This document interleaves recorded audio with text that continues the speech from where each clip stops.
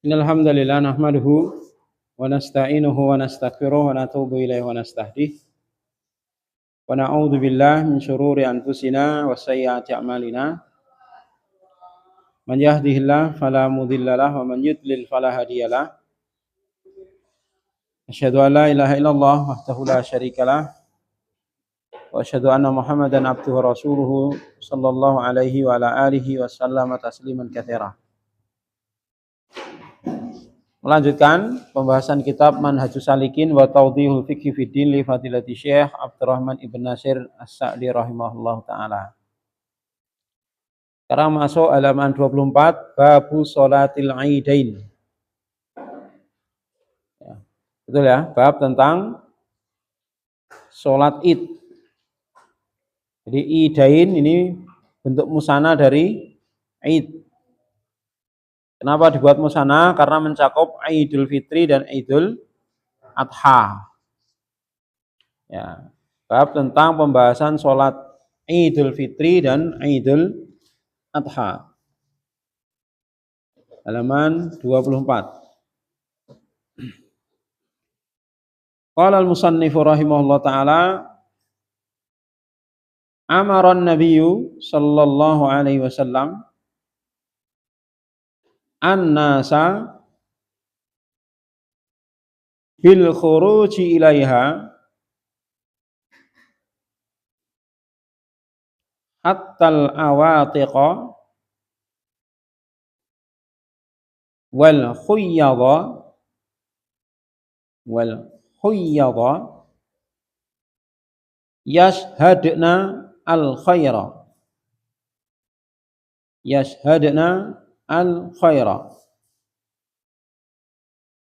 wa da'watal muslimina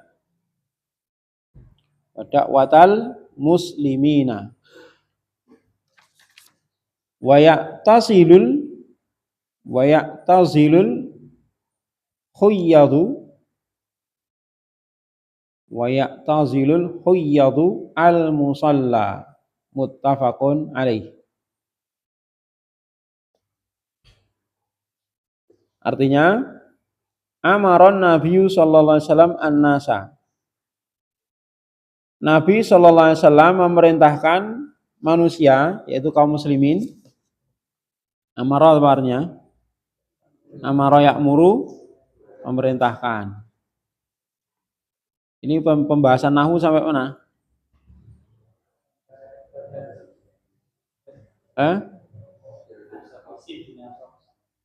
Sampai bab apa? Baru mulai.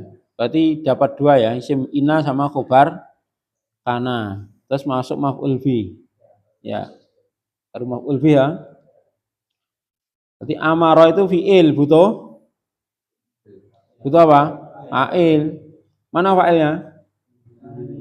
An-nabi. Maka an-nabi itu marfu, an-nabiyyu. Gitu? Kalau mansub kan an-nabiyya, jar an-nabiyyi. Ini baca marfu karena fa'il. Nabi sallallahu alaihi wasallam memerintahkan an-nasa. An-nasa ini jadi maf'ul bi. Objek toh? Maka mansub dia. Jadi Nabi sallallahu alaihi wasallam memerintahkan kepada kaum muslimin agar bil khuruji ilaiha, untuk keluar menghadirinya. Nya apa? Salat Id. Ini domirha kembali ke sholatal Id. Jadi menghadiri sholat Idul Fitri itu termasuk perintah Nabi, perintah Rasulullah sallallahu alaihi wasallam. Hattal awatiqa, sampai gadis-gadis yang dipingit. Awatik itu gadis-gadis yang menginjak usia balik, yang asalnya boleh main, ya asalnya bebas kemana-mana, lah itu dipingit di rumah. Ya, karena apa? Ya siap untuk dinikahkan. Ya, siap untuk dinikahkan. Itu awatik. Wal khuyyadha, dan wanita-wanita yang haid. Jadi sampai gadis-gadis yang dipingit yang asalnya mereka apa? Aib jika keluar rumah, itu diperintah untuk keluar menghadiri sholat id. Itu menunjukkan apa? Sangat ditekankannya sholat id. Karena apa? Wanita-wanita yang asalnya diperintahkan di rumah suruh keluar. Berarti itu apa? Sangat penting. Dan wanita haid yang asalnya tidak boleh sholat pun boleh menghadirinya, walaupun tidak boleh sholat juga, tapi tetap suruh menghadiri. Tujuannya apa? Yashhadna al khaira, agar mereka menyaksikan kebaikan. Yashhadna, agar mereka menyaksikan kebaikan hari tersebut, kebahagiaan hari tersebut. Ya.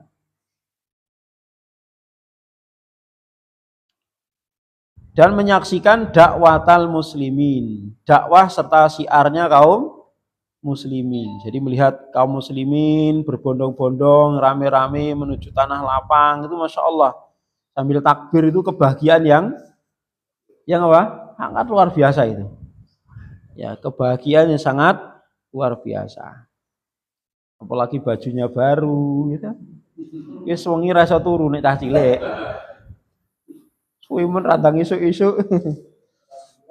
Ya. Ya. Pripun, Pak? Ya, begitulah. Terus waya tazilul huyadu, dan wanita-wanita haid hendaknya memisah diri. Ya tazil itu memisah diri. Artinya tidak gabung dengan wanita-wanita yang sholat. Ya tazilu al musolla, hendaknya memisahkan diri dari tempat sholat. Jadi hendaknya disiapkan tempat khusus untuk para wanita yang sedang haid, ya, atau berhalangan untuk melaksanakan sholat id.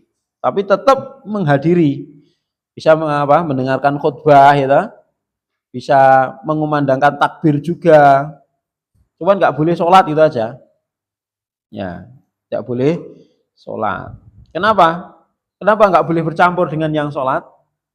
Nanti bisa memutus shaf, ya dah.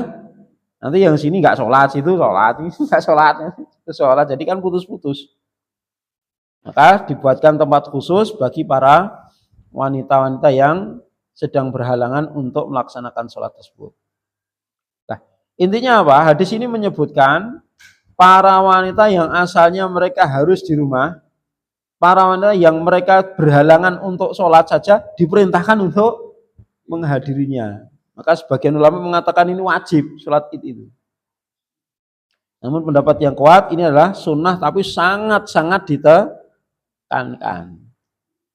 Karena sedemikian rupa sampai para wanita saja diperintahkan untuk menghadiri. Bahkan zaman dulu ada para sahabiah itu yang beralasan, lah kami tidak punya jilbab ya Rasulullah, jilbab kami kotor ini dan itu, ya kan. Apa jawab Nabi? Hendaknya saudarinya meminjami, pinjem, ya kan? Ya, suruh pinjem, seperti itu. Itu menunjukkan apa? Sangat ditekankannya sholat id. Ya, karena momen setahun 2 kali, ya, setahun 2 kali, dan itu merupakan syiar bagi kaum muslimin, maka betul-betul sangat diperintahkan. Jadi hukumnya adalah sunnah muakkadah, sunnah yang sangat ditekankan. Berikutnya, wa waktuha minirtifa'i syamsi qida ramhin ila zawali. Nah, sekarang waktunya, waktu pelaksanaannya adalah dari naiknya matahari setinggi tombak, berarti apa? Masuknya waktu duha, ya, masuknya waktu duha sampai zawal, berarti apa? Sampai datangnya sholat duhur. Itu. Jadi waktu pelaksanaannya adalah awal duha sampai masuknya waktu sholat duhur. Ya tentunya melihat situasi dan kondisi, ya. Kalau di daerah panas, ya kan, itu kan nggak mungkin ya sholat id di lapangan jam 8, jam 9. Jadi karu-karuan itu rasanya. Maka dianjurkan apa? Ya melihat kondisi. Ya. Maka untuk sholat Idul Adha disunahkan apa? Bersegera. Artinya apa? Di awal waktu. Jadi di awal waktu duha. Ya. Apa hikmahnya? Supaya segera bisa melaksanakan penyembelihan. Ya. Kalau sholat Idul Fitri disunahkan untuk agak melapangkan, melonggarkan waktunya. Hikmahnya apa? Supaya ada waktu untuk menyelesaikan kewajiban bayar zakat fitrah. Jelas? Ya, namun demikian walaupun dibuat longgar, ya jangan sampai menyusahkan jamaah, dibuat jam 8, jam 9. Sementara tempatnya di lapangan, ini kan memberatkan. Kecuali kalau tempatnya di masjid besar, ber-AC, nah itu monggo, mau jam 10 ya nggak apa-apa. Ya, masjidnya besar, menampung banyak jamaah, seperti itu. Terus, itu waktunya ya. Jadi waktunya seperti pelaksanaan sholat duha. Wasunnatu dan disunnahkan fi'luha fis sahra, mengerjakannya di tanah lapang. Sahara itu kan apa itu, tanah terbuka. Ya, padang pasir, kalau di Arab padang pasir. Maka dikatakan padang Sahara itu ya. Dari kata sahra. Mengerjakannya di tanah lapang itu sunnah. Berarti kalau di masjid ya boleh saja, tapi afdalnya di tanah lapang, di tempat yang terbuka. Karena tujuannya apa? Untuk menampakkan syiar. Untuk menampakkan syiar kaum muslimin. Wa ta'jilul adha. Wa ta'jilul adha wa ta'khirul fitri.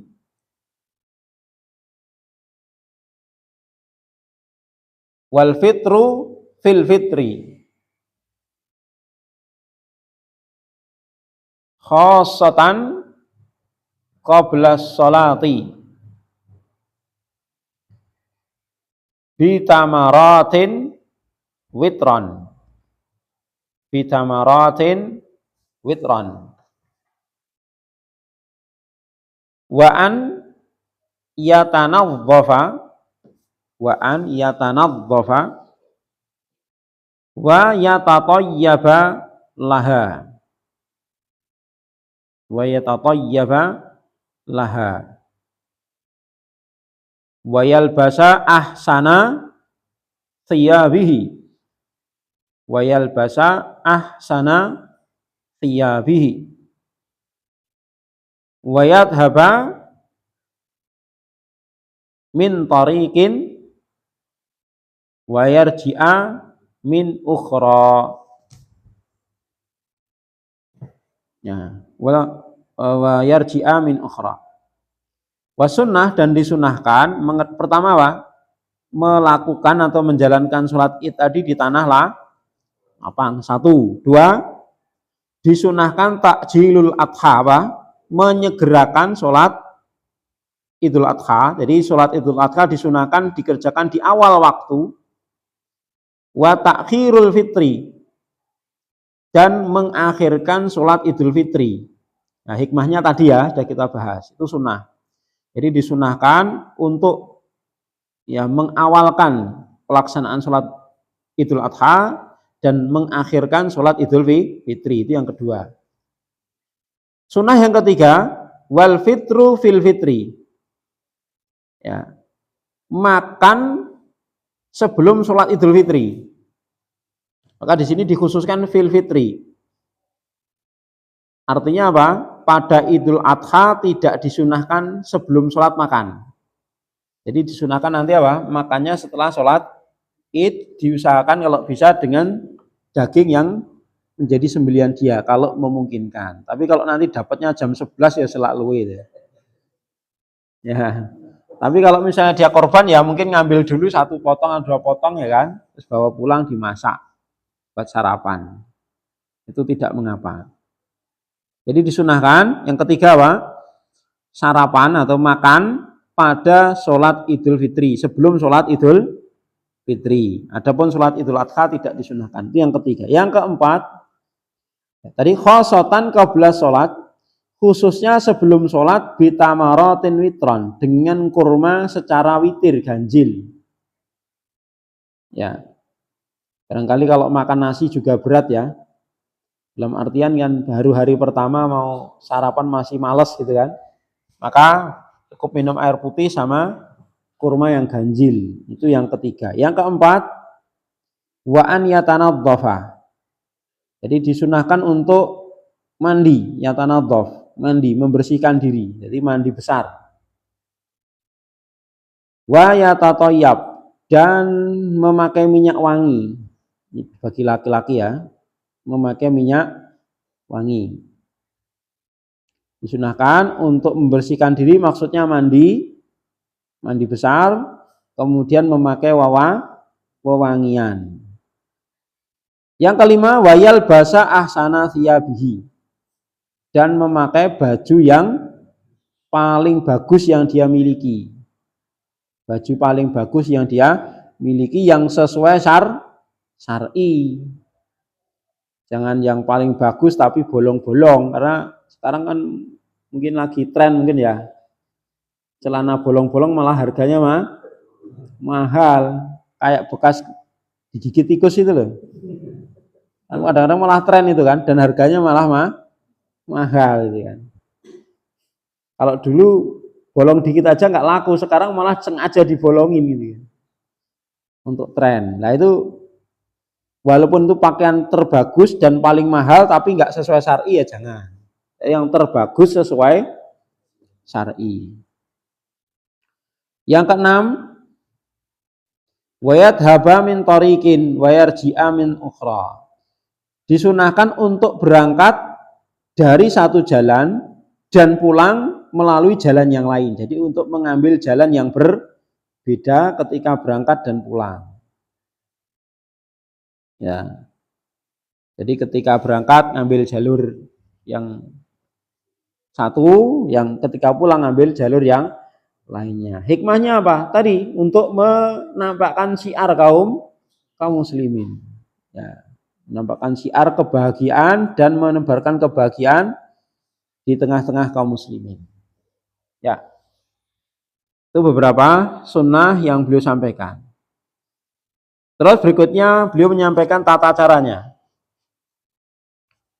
Tata caranya. Dan disunahkan pula untuk apa ya? Mengumandangkan takbir ya sampai ditegakkannya sholat Id. Jadi ketika berangkat sampai ditegakkannya sholat Id disunahkan untuk mengumandangkan takbir. Fayusalli bihim raq'ataini bila adzanin wala iqamatin. Lalu hendaknya sholat berjamaah raq'ataini. Jadi sholliya bihim atau fayusalli bihim itu sholat berjamaah ya. Sholat berjamaah 2 rakaat. Artinya apa? Sholat Id ini harus berjamaah. Tidak boleh sendirian. Ya, fayusalli bihim raq'ataini. Bila adzanin wala iqamatin. Tanpa adzan dan tanpa iqamah. Yukabbiru fil ula sab'an bi takbiratil ihrami. Yukabbiru fil ula sab'an bi takbiratil ihrami. Yukabbir apa yukabbir? Bertakbir. Kabbara yukabbiru takbiron. Bertakbir di rakaat yang ula, apa ula? Yang pertama sab'an, 7 kali takbir bi takbiratil ihram, termasuk takbiratul ihram. Jadi 7 itu takbiratul ihram masuk hitungan. Walaupun sebagian ulama mengatakan 7 itu takbir zaidahnya, takbir ihram tidak, takbiratul ihram enggak masuk. Ini longgar dalam masalah ini. Nah, tapi Syekh Sa'di di sini memilih dan menguatkan 7 itu termasuk takbiratul ihram. Berarti tambahannya apa? 6 saja. Wa fi tsaniyati khamsan. Dan di rakaat yang kedua 5 takbir zaidahnya siwa takbiratil qiyam, selain takbir berdiri. Jadi takbir berdirinya enggak dihitung. 5 itu khusus tambahannya. Yarfa'u yadaihi ma'a kulli takbiratin. Ya, disunahkan mengangkat kedua tangannya pada setiap kali takbir. Jadi Allahu Akbar, Allahu Akbar. Ya, mengangkat kedua tangan ini yang dipilih beliau. Sebagian ulama mengatakan tidak mengangkat kedua tangan, cukup membaca takbir saja. Ada yang berpendapat demikian. Ya. Itu berdasarkan riwayat Abdullah bin Umar.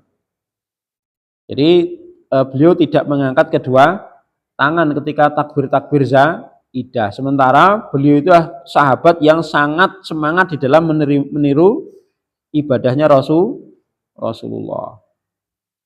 Adapun yang mengangkat kedua tangan ya berdasarkan keumuman sabda Nabi. Jadi ketika takbir dalam posisi berdiri, maka Rasulullah biasa mengangkat kedua tangannya. Maka ini masalah longgar, yang mau mengangkat ya monggo, mau tidak juga monggo. Ya. Kemudian wa yahmadullaha wa yusalli 'alan nabi sallallahu alaihi wasallam baina kulli takbirataini. Dan hendaknya memuji Allah dan membaca sholawat terhadap Nabi di antara dua takbir zaidah tadi. Jadi di sini beliau memilih pendapat bahwa ada bacaan atau disunahkan membaca zikir khusus antara dua takbir. Jadi antara takbir zaidah tadi loh. Jadi Allahu Akbar.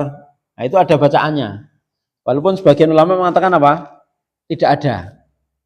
Karena tidak ada riwayat yang khusus yang menyebutkan Rasulullah SAW membaca zikir-zikir khusus dalam doa ini.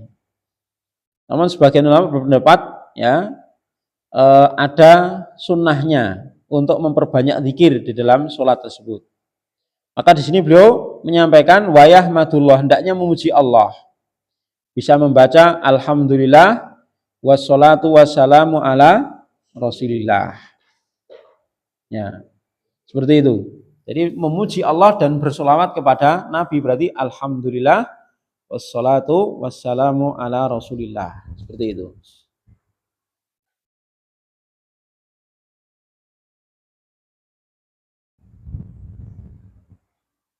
Kemudian summa yaqra'ul fatihata.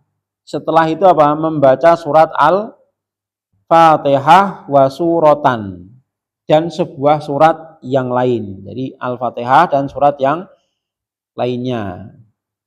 Ya, disunahkan apa? Di rakaat pertama surat Al-A'la, yang kedua surat Al-Ghasyiyah. Ya jaharu bil qiraati fiha, mengeraskan bacaan surat tersebut di dalamnya, di dalam sholat. Ya. Fa'idha sallama, dan setelah salam dari sholat hendaknya khotobah bihim, ya, menyampaikan khutbah terhadap jamaah khutbataini, dua kali khutbah ka khutbatail jumu'ati, seperti khutbah Jumat. Nah, di sini beliau memilih pendapat ini ya. Jadi sholat id itu seperti sholat Jum'ah. Bedanya apa? Kalau Jum'ah itu khutbahnya duluan baru sholat. Kalau id itu apa? Sholat dulu baru khutbah. Tetapi apa? Khutbahnya dua. Ini menurut beliau. Tapi mayoritas ulama berpendapat satu kali. Dan itu pendapat yang cukup kuat. Karena apa? Riwayat-riwayat yang datang dari Nabi itu Rasulullah khutbahnya apa? Sekali. Ya, Rasulullah khutbahnya sekali dalam khutbah id. Ya, adapun yang mengatakan dua kali ini ya berdasarkan keumuman aturan khutbah dia adalah dua kali. Ya, ada yang berpendapat dua kali tapi tidak diselingi duduk. Ya, jadi khutbah satu dengan khutbah kedua langsung berlanjut, tidak pakai duduk. Ada yang seperti saya ini menguatkan pendapat seperti sholat Jumat persis. Jadi apa? Khutbah pertama, kemudian duduk, kemudian khutbah kedua, seperti itu. Berikutnya, jadi dari sini kita tahu ya, kalau misalnya ada yang mengamalkan, berarti di situ juga ada sisi fikihnya itu ya. Jadi yang mengamalkan 2 khutbah itu dari tinjauan fikih, maka ada ulama yang berpendapat seperti itu. Dan itu juga ada dasarnya. Berikutnya ila annahu yadkuru fi kulli khutbatin al ahkamal munasibata lil waqti. Ila annahu akan tetapi atau hanya saja itu maksudnya yadkuru hendaknya dia menyebutkan, khotib tadi menyebutkan fil kulli khutbatin pada setiap khutbah, maksudnya khutbah pertama dan kedua, al ahkamal munasibata lil waqti, hukum-hukum yang sesuai dengan waktu tersebut. Artinya apa? Bedanya sholat Jumat dan sholat Id di dalam khutbahnya apa? Dari sisi kontennya. Menurut saya Sa'di gitu ya, dari sisi kontennya. Jadi kalau konten sholat Jumat itu harus banyak memotivasi tentang ketakwaan dan keimanan, menguatkan keimanan. Ya, tidak dianjurkan membahas masalah-masalah yang aktual, kecuali itu tujuannya untuk mengambil ibrah sehingga menguatkan keimanan. Itu sholat Jumat. Adapun sholat Id, maka di situ dibolehkan, dianjurkan untuk apa? Menyampaikan hukum-hukum yang sesuai dengan atau yang sangat dibutuhkan oleh kaum muslimin di waktu itu. Ya kan, di waktu itu. Misalnya apa? Banyak musibah itu. Maka apa? Membutuhkan nasihat untuk apa? Banyak bersabar. Ya, membutuhkan nasihat untuk apa? Banyak istighfar, muhasabah ya. Karena tidaklah timbul satu musibah itu melainkan karena dosa yang dilakukan oleh manusia. Itu banyak diingatkan. Ya. Seperti itu. Jadi menjelaskan hukum-hukum yang aktual, yang sangat dibutuhkan oleh kaum muslimin. Itu bedanya. Terus lanjut. Wa yustahabu at-takbirul mutlaqu lailatai al-idaini. Wa yustahabbu at-takbirul mutlaqu lailatai lailatil idaini. Wa fi kulli ashri dzil hijjati, wa fi kulli ashri dzil hijjati wal muqayyadu akibal maktubati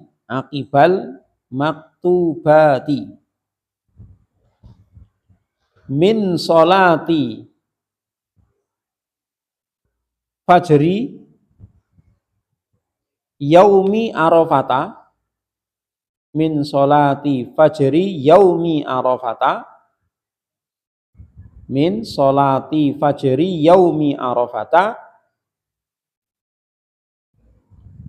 ila asrin, kalau ila asri akhiri ayyamit tasyriki, ila asri akhiri ayyamit tasyriki, ila asri akhiri ayyamit tasyriki. Allahu akbar, Allahu akbar, Allahu akbar, la ilaha illallah, Allahu akbar walillahil hamd. Berkata mu'alif, wa yustahabbu, apa yustahabbu? Dan disunahkan at-takbirul mutlak, untuk membaca takbir mutlak. Apa takbir mutlak? Takbir mutlak itu ya takbir yang tidak berkaitan dengan waktu, tempat, dan ibadah tertentu. Ya, berarti mau dimanapun boleh, nggak harus di masjid, nggak harus di rumah, di jalan juga boleh. Itu takbir mutlak namanya. Jelas ya? Di jalan juga boleh, ya, di rumah juga boleh, di masjid juga boleh. Itu namanya takbir mutlak. Jadi disunahkan untuk banyak-banyak mengumandangkan takbir mutlak. Kapan itu? Lailatul idain, di 2 malam sholat Id. Jadi malam tanggal 1 Syawal sama malam tanggal 10 Dzulhijjah. Ya. Dan hendaknya apa? Juga karena ini sunnah ya, jangan sampai kita mengamalkan sunnah sampai terjerumus kepada perbuatan dosa. Apa itu dosanya? Mendolimi orang. Apa maksudnya mendolimi orang? Saudara kita itu punya hak untuk tidak terganggu. Ya tak? Artinya silahkan, monggo. Kalau mau bertakbir semalam suntuk boleh enggak? Boleh saja. Ya, asal kuat, kemudian tidak mengganggu ibadahnya besok, ya kan? Karena dia harus sholat id juga kan. Tapi karena setahun sekali ya saking semangatnya pokoknya apa? Semalam suntuk. Dan jangan mengganggu orang lain. Mereka juga butuh istirahat. Itu yang harus diperhatikan. Jadi jangan sampai kita ingin mengamalkan sunnah tapi justru apa? Terjerumus kepada perkara yang haram. Karena malam hari itu waktunya istirahat. Oke, silahkan jenengan kuat, tapi saudara kita apakah kuat semuanya? Kan enggak. Di sana ada yang sakit, di sana ada yang sudah tua, ada anak kecil yang butuh istirahat. Coba kalau nanti di horn, ya kan? Speaker semalaman suntuk, ya kan? Itu kan mengganggu gitu loh. Jadi monggo, jadi bukannya tidak boleh, bukan seperti itu, tapi tolong diperhatikan supaya tidak mendolimi orang lain yang ingin beristirahat gitu. Karena ya masyarakat kita itu nggak enak juga ya. Aduh, sebenarnya terganggu, cuman kan nggak enak. Dikira apa? Dikira orang seneng orang takbiran gitu. Dikira nggak seneng syiar Islam. Wong Islam kok gedeng karo sunah Nabi gitu. Bukan masalah gedeng dan tidaknya, tapi kan ini hak gitu loh. Ya, saudara-saudara kita itu punya hak untuk istirahat. Jelas ya? Karena tidak ada perintah harus teriak-teriak, kan tidak ada. Ya kan? Silahkan mengundang dengan takbir, tapi kan tidak terus mendolimi saudara kita. Saudara kita punya hak untuk tidak terganggu. Jelas? Itulah harus kita perhatikan ya, bahwa Islam itu agama yang membawa rahmatan lil alamin ya, dan tidak semua masyarakat kita itu kan juga muslim. Gitu. Ya. Mereka harus diperhatikan. Dan yang muslim pun ya kan itu amalan sunnah gitu. Amalan sunnah. Ya, mereka juga butuh istirahat karena besok mungkin juga mau perjalanan jauh untuk menghadiri sholat id, butuh istirahat yang cukup untuk persiapan ya, apalagi yang anaknya banyak harus bangun awal, masak air gitu, mandikan anak yang kecil ya. Ini nggak Riko? Ya kan? Nah, gitu. Nah, itu butuh istirahat itu. Maka ibu-ibu nanti yang sangat tersiksa kalau nggak bisa tidur itu. Kalau bapaknya mungkin ya enak-enak saja ya. Itu ya, jadi disunahkan ya takbir mutlak, tapi jangan sampai mendolimi orang lain. Ya. Kalau mau di speaker atas silahkan, tapi ya jam 10 dah dimatikan. Kalau mau lanjut silahkan, tapi nggak usah pakai pengeras. Itu aja takbir gitu. Tidak masalah seperti itu. Terus itu ya pertama. Yang kedua, disunahkan takbir mutlak fi kulli asri Dzulhijjah, pada setiap hari di 10 hari pertama bulan Dzulhijjah. Jadi tanggal 1 sampai 10. Itu juga disunahkan mengumandangkan takbir mutlak. Jadi kapanpun. Dimulai dari tanggal 1 Dzulhijjah sampai tanggal 10.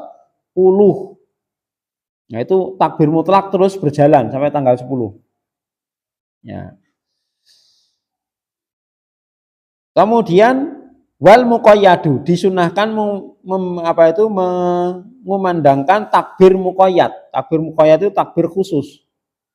Takbir yang terkait dengan waktu tertentu. Yaitu apa? Akibal maktubati, setelah sholat wajib. baik jamaah maupun sendiri.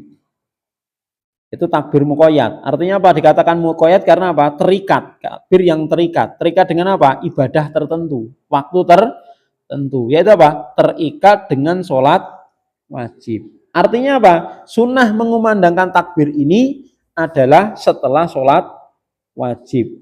Dimulai kapan? Min sholati fajri yaumi arafata. Takbir yang muqayyad ini dimulai dari setelah sholat subuh di hari Arafah. Jadi dimulai tanggal 9 Dzulhijjah, habis sholat subuh, setelah salam itu membaca takbir. Ya, membaca takbir. Nah, berapa kali? Tidak ada patokannya. Tidak ada hitungan tertentu. Maka bisa menyesuaikan kondisinya masing-masing. Dan disunahkan untuk mengeraskan bacaan takbir. Maka bagi imam ya bisa mengingatkan jamaah dengan memulai untuk apa? Bertakbir. Terkadang jamaah kan kurang perhatian, maka imam bisa memulai kemudian bisa bertakbir sendiri-sendiri. Tidak harus di satu komando. Ila asri akhiril ayami tasyrik, sampai setelah sholat asar di akhir hari tasyrik. Hari tasyrik hari apa saja? 11, 12, 13. Jadi terakhir itu sholat asar di tanggal 13. Itu takbir muqayyad terakhir. Ya. Jadi di hari-hari tasyrik itu tidak ada takbir mutlak ya. Jadi tanggal 11, 12, 13 itu tidak ada takbir mutlak. Jadi takbir mutlak itu hanya tanggal 1 sampai 10. Ya, 1 sampai 10 itu kapanpun, dimanapun boleh. Takbir mutlak. Adapun takbir muqayyad ini tanggal 9 sampai 14 sampai 13. Ya, akhir hari tasyrik, ya itu. Sehingga di hari-hari tasyrik ini tidak ada syariat takbir mutlak, enggak ada. Jelas? Jadi misalnya apa? Sambil nunggu waktu sholat misalnya, menunggu iqomat misalnya, takbir enggak ada syariatnya di hari-hari tasyrik.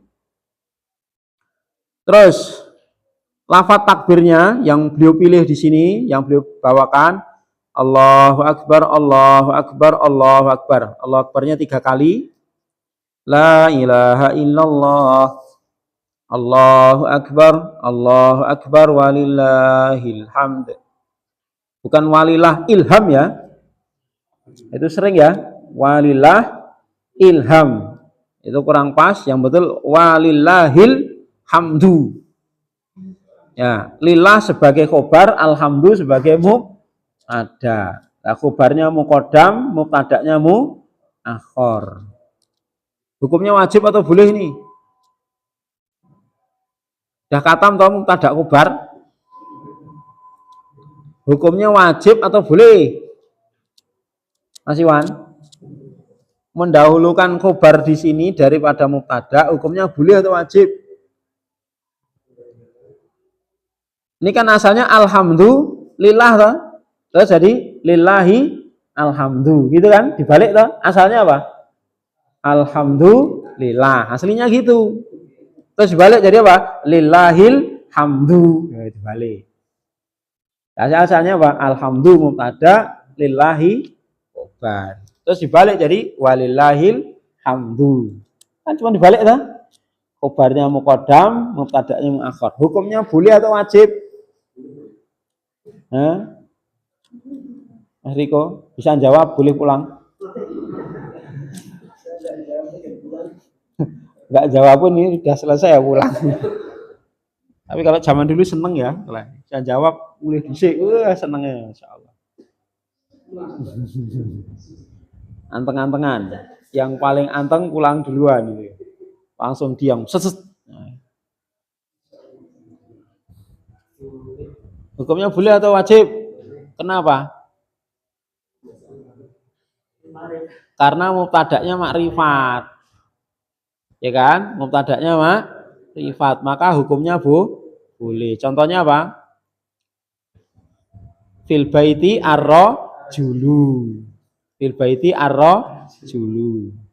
Jadi boleh julu fil baiti, boleh fil baiti julu. Sehingga alhamdulillah boleh, lillahil hamdu juga boleh secara kaidah nahwu, tapi kalau lafaz dzikir ya harus ngikuti Nabi. Jadi walillahil hamd, jangan terus dibalik. Secara nahwu boleh walhamdulillah gitu kan. Allahu akbar, Allahu akbar. La ilaha illallah, wallahu akbar. Allahu akbar walhamdulillah.